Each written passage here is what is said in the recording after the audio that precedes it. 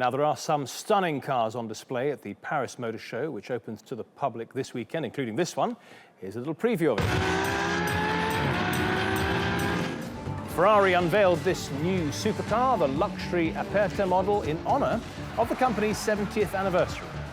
Some automakers, though, made the headlines by not showing up at all. Ford, Aston Martin and Volvo were conspicuous by their absence.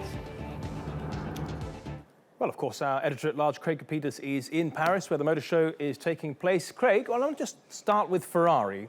They've made the supercars, maybe a couple of hundred at most. What is the point of making them in such limited numbers?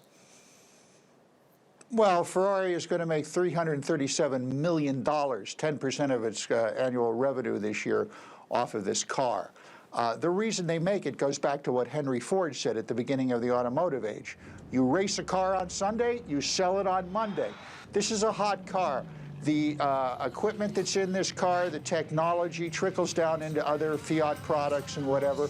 People like hot cars. It's easy. That's really what it boils down to. So basically buyers look at the very best you can do and from that they work backwards. Okay. Look, the Aperta sold for about 2 million each, but it's not all about the money, is it, Craig? It doesn't mean just because you have a couple of million, doesn't mean you can get one. Oh, no, Ferrari's not going to sell this to you. In fact, you're contractually obligated not to sell the car for a couple years after you buy it, and Ferrari will reserve the right to take the car back from you even though you've already bought it. This is the second car in a series that they've done of these special cars, part of the Client Test Drive Club. The one before it was the FXX, and boy, that thing just flies. Yeah, you've driven a couple of these, Craig. Tell us, what are they like to drive? Well, think that you're going to strap a V12 engine on a Picasso painting and that you can drive it at approximately, in the case of the Aperta, around 220 miles an hour, although someone told me today it might hit 230, but they're not saying that officially. These are pieces of art, and they need to be driven. In fact, when you buy this car, or if you had the FXX, it actually came with a 5-man Ferrari crew to help you run it. And in the case of the FXX, and I think it's going to be the case with the Aperta as well, in the U.S., you have to get it approved by the Environmental Protection Agency. Run it on the street, you're going to get a ticket, more than $28,000. Craig, why are Ford, Aston Martin and Volvo choosing to stay away? They don't have anything to show. Ouch.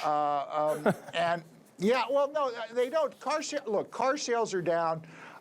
The automotive industry is undergoing an elemental change. I mean, everything from Uber and self-drive and electric cars, et cetera, et cetera, et cetera.